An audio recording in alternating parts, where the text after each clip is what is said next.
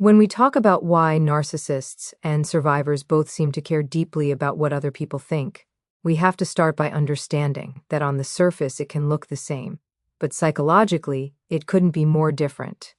For the narcissistic individual, other people's opinions are not feedback. They are fuel. They are a mirror that has to reflect back a very specific image at all times. It's not about who they truly are on the inside because that internal sense of identity is fragile or underdeveloped. Instead, everything is organized around maintaining an image that says, I'm impressive, I'm superior, I'm admirable, and I'm untouchable. If that image cracks, even slightly, it feels catastrophic to them. This is why narcissistic people are so invested in appearances. They carefully curate how they come across. Charming, generous, competent, victimized when needed, because that image is what allows them to function. It's how they maintain control, how they avoid accountability, and how they secure admiration or sympathy. When they worry about what others think, it isn't self-reflection or growth, it's damage control. It's not, did I hurt someone? It's, do I still look good? And that distinction matters because it explains why criticism feels so threatening to them and why they often react with rage, denial, or smear campaigns. The image must survive, even if the truth does not. Now contrast that with survivors. Survivors are not trying to protect an image, they are trying to reclaim an identity. Many survivors come out of narcissistic relationships deeply confused about who they are. They've been gaslit, minimized, blamed, and rewritten so many times that their internal compass has been thrown off. When a survivor cares about what other people think, it often comes from a very human need to re-anchor themselves in reality. After being told repeatedly that they are too sensitive, crazy, the problem, or imagining things, it makes sense that they look outward and think, is anyone else seeing what I'm seeing? Does this make sense to you? That is not vanity. That is not narcissism. That is a nervous system and a sense of self trying to stabilize after prolonged psychological erosion. Survivors often care because they want to be understood, believed, and seen accurately for the first time in a long time. They are not managing a brand, they are searching for truth. They are asking, sometimes silently, who am I really now that the distortion is lifting? Over time, as healing progresses, that need usually softens. Survivors begin to trust their own perceptions again. They don't need the constant external mirror, because they are rebuilding an internal one that is steadier and kinder. That's the key difference. For narcissists, caring what others think is permanent and compulsive. For survivors, it's often a phase of recovery. So when you see yourself caring deeply about how you're perceived after narcissistic abuse, don't shame yourself for it. Ask instead what that concern is really trying to repair. One path is about preserving a false self, the other is about finally coming home to a real one. When we move from image into validation, the contrast becomes even clearer. For narcissistic individuals, validation is not something that feels good, it's something that feels necessary. It's like oxygen.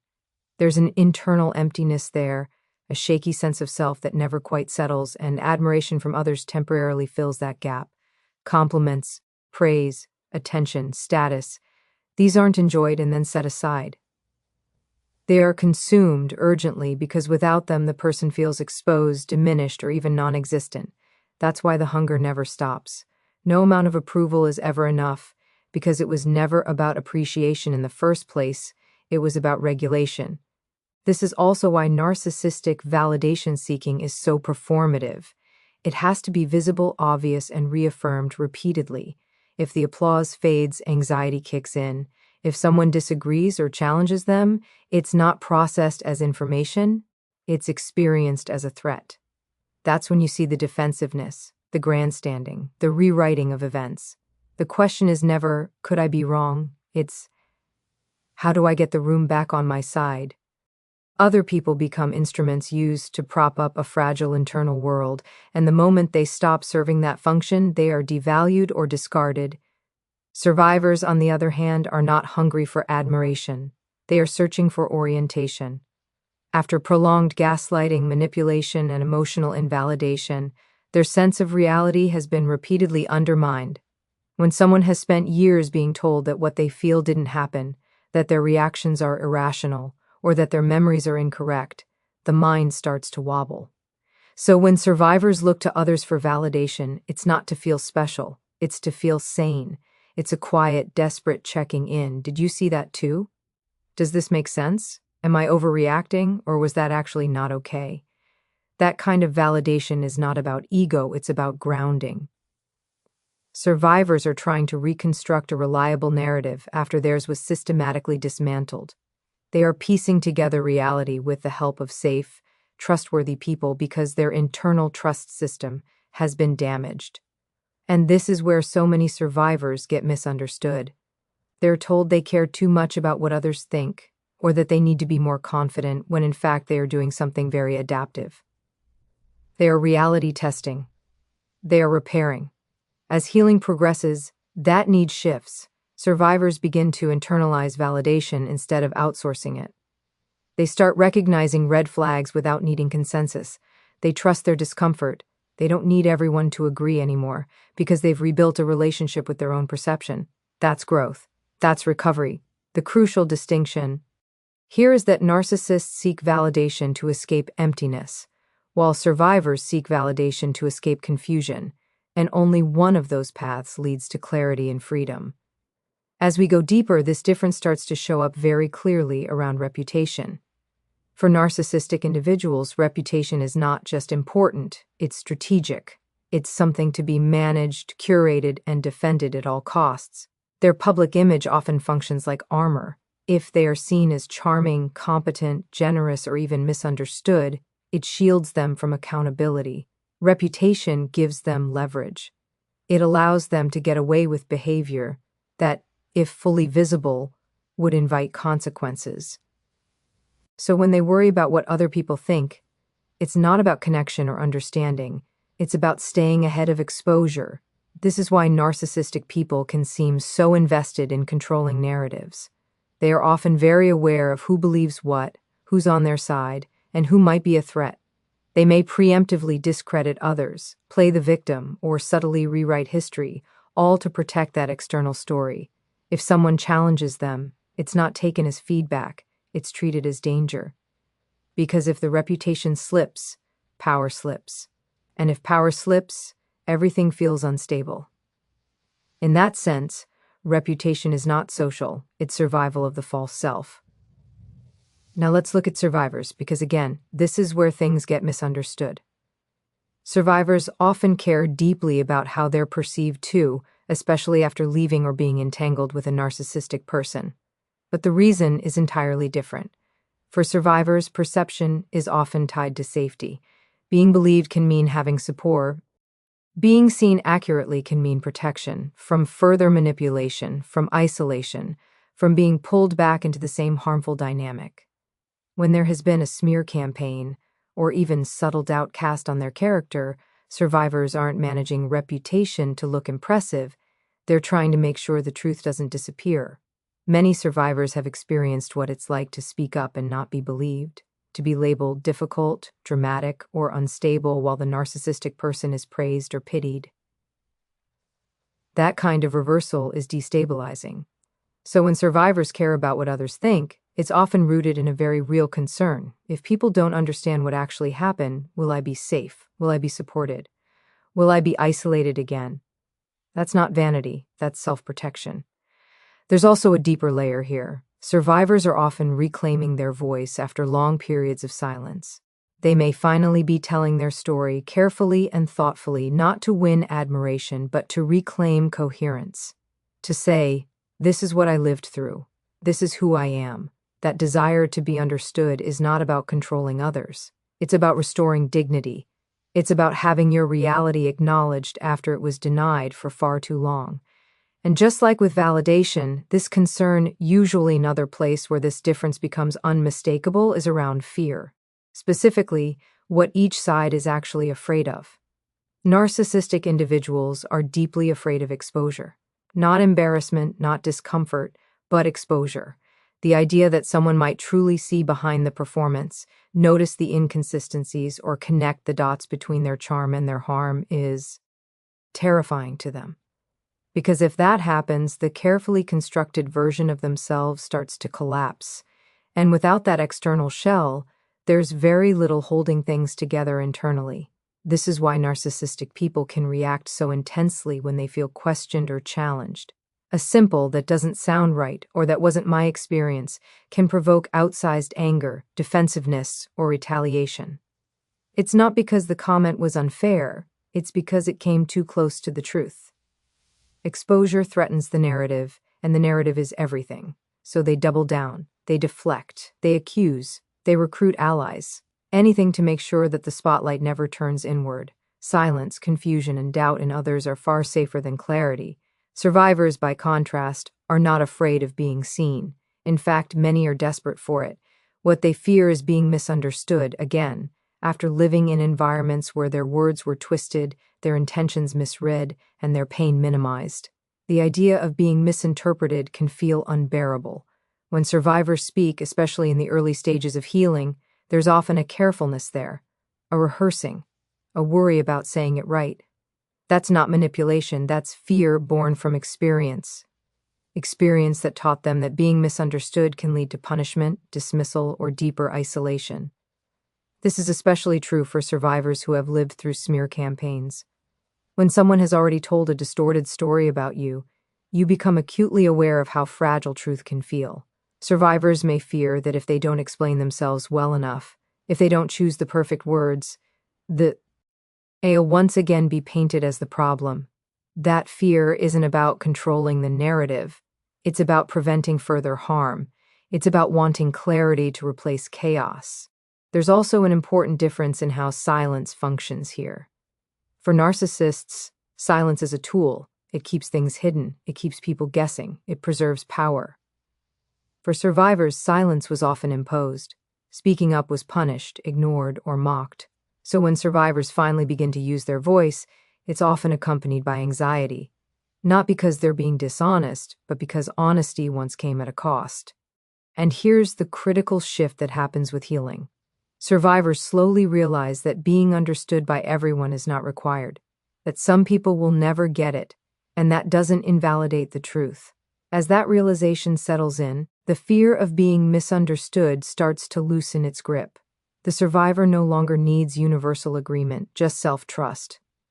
So keep this clear, narcissists fear exposure because it dismantles a false self, while survivors fear misunderstanding because they are still protecting a hard-won truth, and only one of those fears fades with healing. As we get closer to the core of this difference, we have to talk about where self-worth actually lives. For narcissistic individuals, self-worth is almost entirely externalized. It doesn't come from values, integrity, or a stable sense of self. It comes from what other people provide: attention, praise, status, desirability, success markers. Other people become a kind of emotional supply system. When that supply is flowing, they feel regulated, confident, even grandiose. When it's interrupted, everything starts to wobble. This is why narcissistic people are often constantly scanning their environment.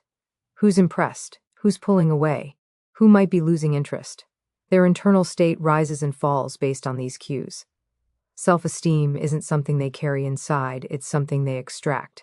And because it's outsourced, it's never secure. It has to be replenished again and again. That's why there's often so much comparison, competition, and resentment. Someone else's success can feel like a personal threat, not because it changes reality, but because it disrupts the supply.